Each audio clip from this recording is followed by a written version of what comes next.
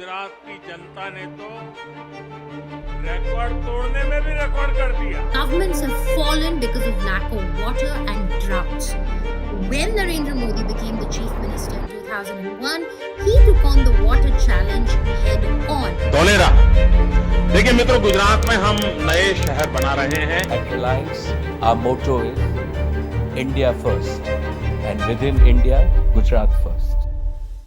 After independence Gujarat एक ऐसा state हुआ करता था जहां पर रैपिडली डैम फेलियर होना, फ्लड की सिचुएशन क्रिएट होना, ड्राउट की सिचुएशन क्रिएट होना, जहां पर टेररिस्ट अटैक्स होना, जहां पर नए नए डिसीजेस का निकालना, जहां पर क्राइम होना, करप्शन होना, ये सब कुछ एक कॉमन बात थी। एंड गुजरात एक बैकवर्ड एंड एक पुअर स्टेट की इमेज के साथ नेशनली एंड ग्लोबली जाना जाता था।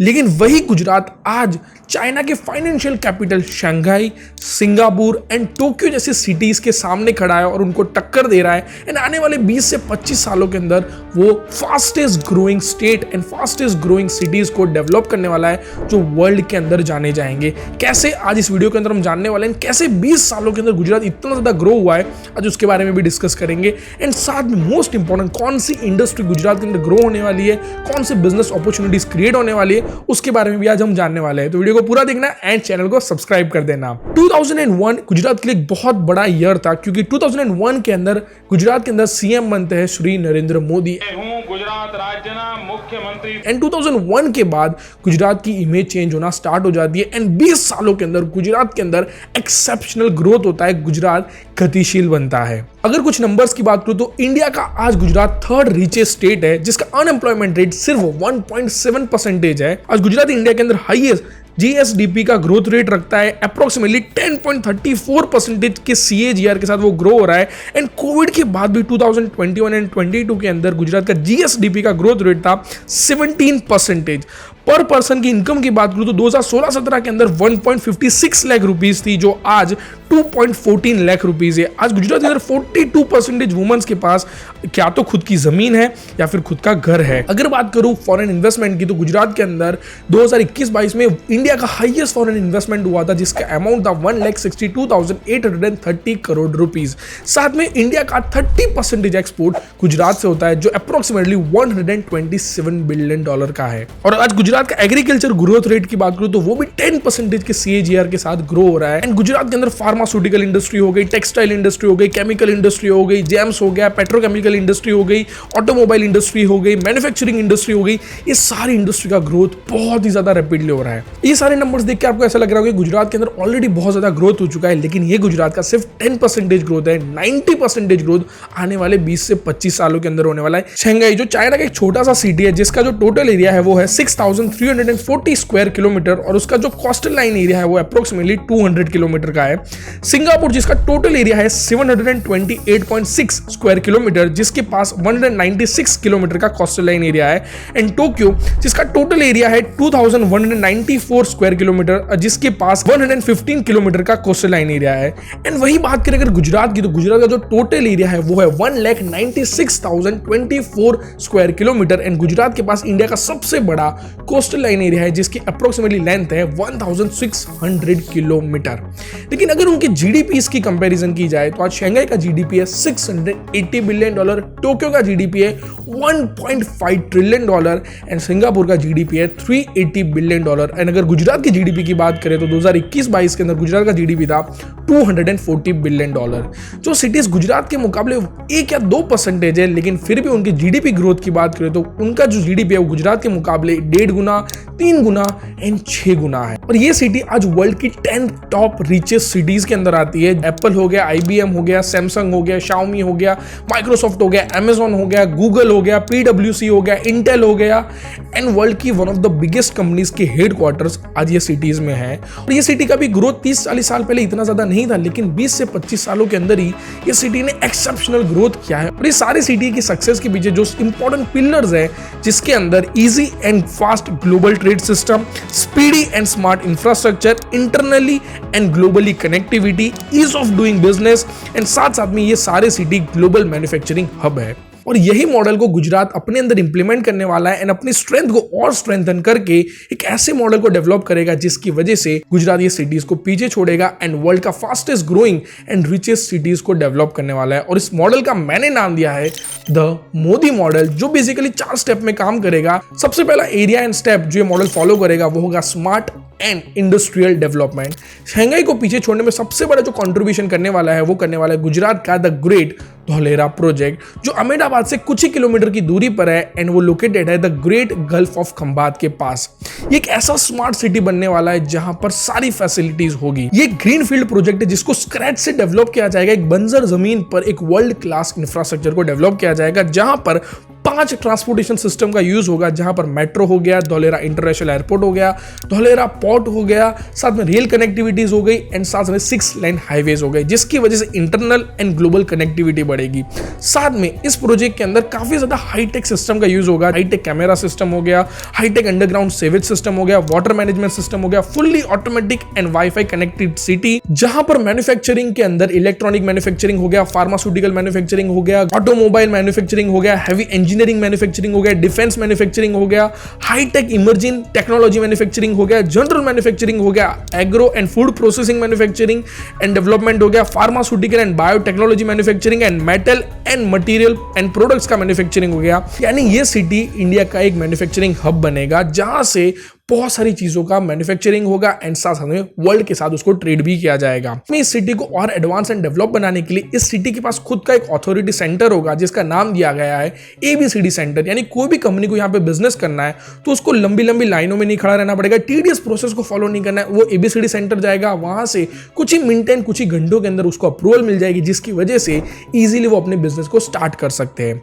साथ में यहाँ पर plug and play business model का यूज किया जाएगा, जहां पर जिस भी कंपनी को यहाँ पे बिजनेस स्टार्ट करना है उसको सिर्फ लैंड परचेज करनी है, इंफ्रास्ट्रक्चर ऑलरेडी डेवलप्ड मिलेगा, जिसकी वजह से वो कंपनी यहां पर आएगी एंड बिजनेस को स्टार्ट करेगी। यानी प्लग एंड प्ले। इस सिटी को कई सारे जोन के अंदर डिवाइड किया जाएगा, जिसकी वजह से हर जोन का प्रॉपर डेवलपमेंट हो जाए। ऑलरेडी यहां पर बड़े बड़े प्रोजेक्ट्स एंड बड़ी बड़ी कंपनी ने इन्वेस्ट करना स्टार्ट कर दिया है। अगर मैं रीसेंट अपडेट्स की बात करूं तो टाटा एंड एयरबस जो इंडिया का डिफेंस एयरक्राफ्ट मैन्युफैक्चरिंग करने वाले हैं वो करने वाले हैं धौलेरा के अंदर, जहां पर ये दोनों कंपनी 22,000 करोड़ रुपीस इन्वेस्ट करने वाली है। साथ में one of the biggest project की बात करूं तो फॉक्सकॉन एंड वेदांता यहां पर 1.54 लाख करोड़ रुपीस इन्वेस्ट करने वाले हैं। यहां पर इंडिया का एंड वर्ल्ड का one of the biggest semiconductor manufacturing plant बनेगा, जहां पर सेमीकंडक्टर चिप्स का डेवलपमेंट होगा, जिसकी वजह से इंडिया की जो डिपेंडेंसी है दूसरी कंट्रीज पे वो पूरी तरीके से खत्म हो जाएगी। साथ में इस्कॉन ग्रुप यहां पर 22,000 करोड़ रुपीस इन्वेस्ट करने वाला है, Torrent power 1,000 crore rupees invest करने वाला है, ऑटोमोबाइल सेक्टर के अंदर हुंडई यहां पर 400 करोड़ रुपीस इन्वेस्ट करने वाली है एंड और भी कई सारी कंपनीज आज लाइन में खड़ी है इस पर्टिकुलर प्रोजेक्ट के अंदर इन्वेस्ट करने के लिए। दूसरा एंड मोस्ट एडवांस प्रोजेक्ट जो गुजरात में डेवलप हो रहा है उसका नाम है गांधीनगर स्मार्ट सिटी, जिसको गिफ्ट सिटी भी कहा जाता है, जो इंडिया का इंटरनेशनल फाइनेंशियल सर्विस सेंटर बनेगा, जहां पर सारे फॉरेन इंस्टीट्यूट काम करेंगे। इंडिया के भी सारे फाइनेंशियल सर्विसेज का वहां पर डेवलपमेंट होने वाला है, जो ऑलरेडी एक फंक्शनल प्रोजेक्ट है, जहां पर गवर्नमेंट ऑलरेडी 10,000 करोड़ रुपीस का इन्वेस्टमेंट कर चुकी है और आने वाले सालों के अंदर यहां पर टोटल 17,000 करोड़ का इन्वेस्टमेंट होने वाला है, जहां पर district cooling system, automated waste collection system and underground utility tunnel and technology system, जहां पर 6,540 ग्रीन बिल्डिंग के प्रोजेक्ट डेवलप होने वाले हैं। यहां पर world trade centre, SBI, TCS, Adani, LIC ऐसी बड़ी बड़ी कंपनीज के हेडक्वार्टर बनेंगे। साथ में यहां पर इंडिया का one of the advance stock exchange का टावर बनेगा, जिसका रिस्पॉन्स टाइम सिर्फ 4 मिलीसेकंड का होगा, यानी कि बहुत इजीली सारी कंपनीज इस एक्सचेंज के थ्रू ट्रेड कर सकती है। एंड बैंक ऑफ अमेरिका की 4th डेवलपमेंट ब्रांच भी इसी गिफ्ट सिटी के अंदर ओपन होने वाली है। तीसरा इंपॉर्टेंट प्रोजेक्ट जो गुजरात के अंदर डेवलप हो रहा है, इस प्रोजेक्ट का नाम है सूरत डायमंड ट्रेड सेंटर। आज की डेट में सूरत ऑलरेडी वर्ल्ड के हाईएस्ट डायमंड्स को कटिंग एंड पॉलिशिंग करता है एंड सूरत के अंदर डायमंड इंडस्ट्री बहुत ज्यादा रैपिडली ग्रो हो रही है, लेकिन सूरत के पास खुद का एक डायमंड ट्रेड सेंटर नहीं है। उसके लिए सूरत वाले लोगों को मुंबई जाना पड़ता है, लेकिन अब सूरत के अंदर ही 15 माले की एक बिल्डिंग बन रही है, जिस बिल्डिंग के अंदर 4,500 से भी ज्यादा ऑफिसेज रहेगी एंड ये international and national diamond trade को इजी बनाएगी। और ये ट्रेड सेंटर बनाने की जो कॉस्ट आ रही है वो अप्रोक्सीमेटली 3,200 करोड़ है और ये साथ ही वर्ल्ड का एंड इंडिया का सबसे बड़ा डायमंड ट्रेड सेंटर बनेगा, जिसकी वजह से डायमंड्स की इंपोर्ट एंड एक्सपोर्ट और भी इजीली पॉसिबल हो पाएगी। सेकेंड एरिया जहां पर मोदी मॉडल काम कर रहा है उस एरिया का नाम है ग्रीन इंफ्रास्ट्रक्चर डेवलपमेंट और इसके अंदर कुछ ऐसे प्रोजेक्ट्स का इनोग्रेशन किया गया है, ऐसे प्रोजेक्ट को डेवलप किया जा रहा है जिसकी वजह से गुजरात की जो इलेक्ट्रिसिटी डिपेंडेंसी है वो 100% खत्म हो जाएगी एंड साथ साथ में गुजरात इंडिया को भी इलेक्ट्रिसिटी प्रोवाइड करना स्टार्ट कर सकता है। यहाँ पर अभी मेजरली 4 प्रोजेक्ट्स की बात चल रही है। सबसे पहला प्रोजेक्ट जिसकी वजह से गुजरात की काफी सारी प्रॉब्लम को सॉल्व किया जा सकता है, उस प्रोजेक्ट का नाम है कल्पसर डैम, जो basically great gulf of Khambhat के अंदर डेवलप होने वाला है। और ये जो डैम होगा वो 30 किलोमीटर लॉन्ग डैम होगा। अगर मैं बात करूं गल्फ ऑफ खंबात की, तो यहाँ पर बेसिकली गुजरात की 4 रिवर आके मिलते हैं, जहां पर नर्मदा, तापी, दादर एंड साबरमती। और ये चारों रिवर यहाँ पर आकर पूरी तरीके से वेस्ट हो जाती है, उनका पानी वेस्ट हो जाता है क्योंकि वो ओशन के साथ मिल जाती है। और अगर ये पानी को प्रॉपर तरीके से सेव किया जाए तो इसके काफ़ी सारे यूजेस हो सकते हैं। एंड साथ में ये एरिया ऐसा है जहाँ पर हाईएस्ट टाइटन एनर्जी प्रोड्यूसिंग हो सकता है। एंड बहुत सारी रिपोर्ट ने ये भी क्लेम किया था कि सौराष्ट्र के अंदर अगर पानी की प्रॉब्लम को सॉल्व नहीं किया गया तो बहुत जल्द सौराष्ट्र के अंदर ड्राउट की सिचुएशन लॉन्ग पीरियड तक देखी जा सकती है। और यही सारी प्रॉब्लम को प्रॉपर तरीके से सॉल्व करने के लिए यहाँ पर ग्रेट गल्फ ऑफ खंबात के ऊपर कल्पसर डैम बनेगा। इस पे ऊपर काफ़ी सारे सर्वे होना अभी बाकी है और ऑलमोस्ट 50% से भी ज़्यादा सर्वे हो चुके हैं।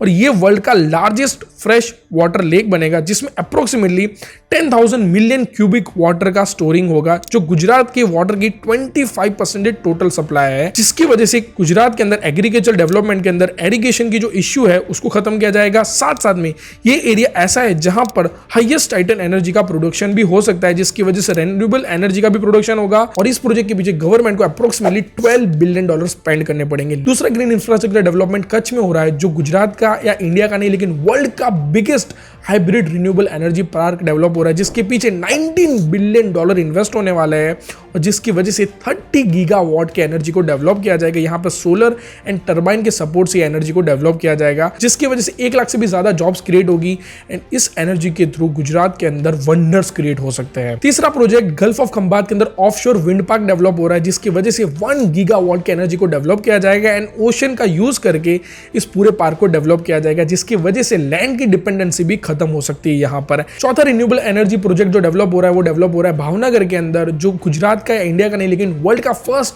सीएनजी टर्मिनल को वहां पे बिल्ड किया जा रहा है, जिसके अंदर 4,000 करोड़ रुपीस का इन्वेस्टमेंट होने वाला है। और ये चारों प्रोजेक्ट की हेल्प की वजह से गुजरात की जो इलेक्ट्रिसिटी डिपेंडेंस है वो पूरी तरीके से खत्म हो जाएगी। साथ साथ में गुजरात के अंदर पानी की जो भी दिक्कत आती है उसको भी पूरी तरीके से खत्म किया जाएगा। तीसरा एरिया जहां पर मोदी मॉडल काम कर रहा है और वो है ट्रांसपोर्टेशन इंफ्रास्ट्रक्चर डेवलपमेंट, जहां पर गुजरात के अंदर 8 ऐसे मेगा प्रोजेक्ट्स अनाउंस हो चुके हैं या कुछ प्रोजेक्ट्स डेवलपमेंट फेज में एंड कुछ खत्म भी हो चुके हैं, जिसकी वजह से इंटरनल एंड ग्लोबल कनेक्टिविटी और इजी बनेगी एंड और फास्ट बनेगी। तो सबसे पहला प्रोजेक्ट है राजकोट इंटरनेशनल एयरपोर्ट, जिस एयरपोर्ट के पीछे गवर्नमेंट ने ऑलरेडी 2600 करोड़ का इन्वेस्टमेंट अनाउंस कर दिया है, जिसकी वजह से गुजरात के अंदर 3 इंटरनेशनल एयरपोर्ट बनेंगे, Ahmedabad international airport, Dholera international airport and Rajkot international airport. और ये 1 लेन इंटरनेशनल एयरपोर्ट रहेगा, जो सस्टेनेबल एयरपोर्ट रहेगा, जहां पर री water harvesting, solar park and साथ साथ में ये एयरपोर्ट साउंड प्रूफ रहेगा, यानी कि इसकी वजह से साउंड पॉल्यूशन भी नहीं होगा। दूसरा प्रोजेक्ट है अहमदाबाद मेट्रो प्रोजेक्ट, जिसके पीछे गवर्नमेंट ने 12,900 करोड़ से भी ज्यादा इन्वेस्ट किया है एंड ऑलरेडी ये फंक्शनल प्रोजेक्ट है एंड आज की डेट में अहमदाबाद के अंदर मेट्रो स्टार्ट भी हो चुकी है, जिसकी वजह से अहमदाबाद के अंदर जो इंटरनल कनेक्टिविटी है गांधीनगर के साथ एंड धोलेरा के साथ वो और एडवांस एंड और अच्छी तरीके से बनेगी। तीसरा प्रोजेक्ट है Ahmedabad Mumbai bullet train project, जिसके पीछे government 1.67 lakh crore rupees invest करने वाली है, जिसकी वजह से अहमदाबाद एंड मुंबई की जो कनेक्टिविटी है वो और स्ट्रॉन्ग और ईजी एंड फास्ट बनेगी एंड अहमदाबाद से मुंबई की दूरी आप सिर्फ 2 घंटे के अंदर तय कर सकते हो। साथ में कुछ और प्रोजेक्ट्स की बात करूं तो अमृतसर, भटिंडा एंड जामनगर कॉरिडोर को डेवलप किया जा रहा है, जिसके पीछे गवर्नमेंट 26,000 करोड़ रुपीस इन्वेस्ट करने वाली है। साथ में कालूपुर रेलवे स्टेशन को भी और हाईटेक डेवलपमेंट किया जा रहा है, जिसके पीछे गवर्नमेंट ने 4,000 करोड़ रुपीस का इन्वेस्टमेंट किया है। गुजरात के अंदर 3,710 किलोमीटर के हाईवेज को भी डेवलप किया जाएगा, जिसके पीछे गवर्नमेंट 2,488 करोड़ रुपीस के इन्वेस्टमेंट को अनाउंस कर चुकी है। एंड साथ में गुजरात के अंदर जो पोर्ट्स है उनका डेवलपमेंट भी और अच्छी तरीके से होगा, जहां पे दीनदयाल पोर्ट के डेवलपमेंट के पीछे ऑलरेडी यूनियन बजट से 6,000 करोड़ रुपीस का अनाउंसमेंट हो चुका है। एंड छोटे छोटे डेवलपमेंट की बात करूं, दहेज, नागरोल, वानसी बोरसी, कचग्रह, हजीरा, धोलेरा पोर्ट्स के डेवलपमेंट के पीछे 6 से 7,000 करोड़ रुपीस का इन्वेस्टमेंट हो सकता है। इस तरीके से globally and internally connectivity strong बनेगी, जिसकी वजह से गुजरात के अंदर ट्रेड करना एंड बिजनेस करना बहुत ही ज्यादा आसान हो जाएगा। फोर्थ एरिया जहां पर मोदी मॉडल सबसे ज्यादा काम कर रहा है और वो एरिया है गुजरात टूरिज्म इंफ्रास्ट्रक्चर डेवलपमेंट। अगर ग्लोबल विजिटर्स को ज़्यादा बुलाना है एंड साथ साथ में अटेंशन पाना है तो टूरिज्म सेक्टर का डेवलपमेंट होना बहुत ज़्यादा ज़रूरी है। एंड इसके पीछे गुजरात गवर्नमेंट बहुत ही ज़्यादा सीरियसली काम कर रही है। आपने कई सारे रिसेंटली कैंपेन्स भी देखे होंगे जहाँ पर गुजरात टूरिज्म के जो रिसेंटली ब्रांड एम्बेसडर है वो अमिताभ बच्चन, जिनके आपने एड्स देखी होगी कि कुछ दिन तो गुजारो गुजरात में। अगर कुछ स्टेट्स की बात करूँ तो आज की डेट में इंडिया का 10% टूरिस्ट गुजरात को विजिट कर रहा है। 2022 के अगस्त मंथ से पहले 8.72 करोड़ टूरिस्ट ने गुजरात को विजिट किया है। आज इंडिया के टूरिज्म जीडीपी के अंदर गुजरात का 10.2% कंट्रीब्यूशन है एंड लास्ट 10 सालों के अंदर गुजरात का जो टूरिज्म ग्रोथ है वो 15% CAGR के साथ ग्रो हो रहा है। गवर्नमेंट ऑलरेडी 13,500 करोड़ रुपीस के फंड को एलोकेट कर चुकी है, जहां पर 441 साइट्स को और अच्छे से डेवलप किया जाएगा, जिसकी वजह से गुजरात टूरिज्म को और सपोर्ट मिले एंड ग्लोबल विजिटर गुजरात के अंदर आए। अगर मैं कुछ प्रोजेक्ट जो रिसेंटली डेवलप हो चुके हैं एंड बहुत ही अच्छी तरीके से डेवलप किया है, कच्छ का रणोत्सव हो गया, सासनगिर पार्क हो गया, सापुतारा हो गया, पावागढ़ हो गया, अंबाजी हो गया। फिर रिसेंटली जो कुछ प्रोजेक्ट गुजरात में डेवलप हुए जिसने ग्लोबल टूरिस्ट को अट्रैक्ट किया है, सबसे पहला प्रोजेक्ट है स्टैच्यू ऑफ यूनिटी प्रोजेक्ट, जिसके पीछे गवर्नमेंट ने 3000 करोड़ रुपीस का इन्वेस्टमेंट किया था, जो वर्ल्ड का टॉलेस्ट स्टैच्यू है जिसकी हाइट 182 मीटर है एंड साथ में कई सारे पार्क्स एंड कई सारी होटल्स को भी यहाँ पे साथ में रखा गया है, जिसकी वजह से ग्लोबली टूरिस्ट को अट्रैक्ट किया जाए। सेकंड सबसे बड़ा प्रोजेक्ट था नरेंद्र मोदी स्टेडियम, जो वर्ल्ड का बिगेस्ट स्टेडियम है जिसके पास हाईएस्ट कैपेसिटी है व्यूअर्स को बिठाने की। तीसरा प्रोजेक्ट है अटल ब्रिज, जो इंडिया का फर्स्ट पेडेस्ट्रियन ब्रिज है, जिसके पीछे गवर्नमेंट ने 74 करोड़ रुपीस का इन्वेस्टमेंट किया था। फोर्थ प्रोजेक्ट है गुजरात का फर्स्ट ब्लू फ्लैग बीच, जिसका नाम है शिवराजपुरा बीच, जिसको भी अभी रिसेंटली ओपन किया गया था। ये चारों प्रोजेक्ट्स की वजह से अच्छे खासे टूरिस्ट ने गुजरात को विजिट किया है। साथ में कुछ अपकमिंग प्रोजेक्ट्स की बात करूं, जामनगर का वर्ल्ड लार्जेस्ट जो रिलायंस खुद डेवलप कर रहा है, जिसकी साइज होगी 250.1 एकड़। साथ में वर्ल्ड का लार्जेस्ट टॉय म्यूजियम भी गुजरात के अंदर डेवलपमेंट होने वाला है एंड वर्ल्ड का टॉलेस्ट एंड लार्जेस्ट टेंपल जो जासपुर के अंदर डेवलप हो रहा है, जिसकी हाइट 431 फीट रहेगी, वो भी गुजरात के अंदर डेवलप हो रहा है। और ऐसे 18 प्लस प्रोजेक्ट्स है जो गुजरात के अंदर डेवलप हो रहे हैं, जिसकी वजह से ग्लोबल टूरिज्म और भी बढ़ेगा एंड साथ में गुजरात के अंदर फॉरेन इन्वेस्टमेंट भी बढ़ेगा। चारों सेक्टर के अंदर काम कर रहा है एंड गुजरात के अंदर फॉरेन इन्वेस्टमेंट इसकी वजह से बढ़ेगा। साथ साथ में ग्लोबली गुजरात को और अच्छे से लोग जानेंगे एंड साथ साथ में वर्ल्ड का fastest growing city and smartest state बनने का जो सपना है वो सच में पूरा हो सकता है आने वाले 20 से 25 सालों के अंदर। और भी कई सारी जगहों पे गुजरात आज डेवलपमेंट कर रहा है, उसके बारे में हम नेक्स्ट वीडियो के अंदर बात करेंगे। और उस वीडियो को देखने के लिए जरूर कमेंट सेक्शन में बताना कि आप और ऐसी क्या इंटरेस्टिंग फैक्ट जानना चाहते हो। कैसा लगा वीडियो जरूर कमेंट सेक्शन में बताना और ज्यादा से ज्यादा लोगों तक इस वीडियो को शेयर करना, ताकि और भी डेवलपमेंट अच्छे से गुजरात में हो एंड और भी स्टेट्स के अंदर डेवलपमेंट हो। वैसे आपके स्टेट के अंदर क्या नया डेवलपमेंट हो रहा है जरूर कमेंट सेक्शन में बताना। और इसी तरीके से वीडियो देखने के लिए हमारे पेज को फॉलो कर देना। मिलते हैं हमारे नेक्स्ट वीडियो के अंदर, तब तक के लिए स्टे ट्यून, स्टे वेल।